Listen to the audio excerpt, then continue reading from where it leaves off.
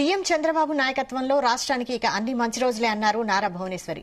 నిజం గెలవాలి యాత్రలో నాడు ప్రజల బాధలు చూశానని, నేడు రాష్ట్రంలో ప్రజలు తామే గెలిచామన్న సంతోషాన్ని చూశానన్నారు. కౌరవ సభ స్థానంలో కొలువయ్యే గౌరవ సభ ప్రజల ఆశలు ఆకాంక్షలు నెరవేర్చుతుందని ట్వీట్ చేశారు నారా భువనేశ్వరి.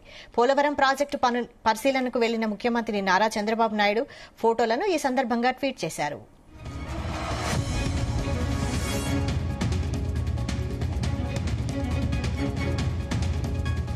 నాడు నిజం గెలవాలి కార్యక్రమంలో ప్రజల ఆవేదనను చూశాను, బాధలు విన్నాను, ఇబ్బందులు తెలుసుకున్నానని తెలిపారు నారా భువనేశ్వరి.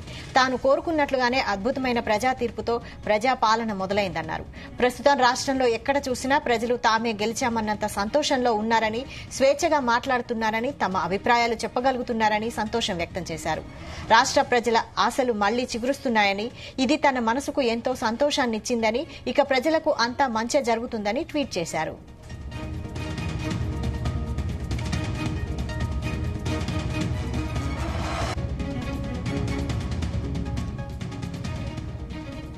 కూటమి ప్రభుత్వంలో చంద్రబాబు పాలనలో అమరావతి రాజధానిగా మళ్లీ గర్వంగా నిలబడుతుందన్నారు భువనేశ్వరి.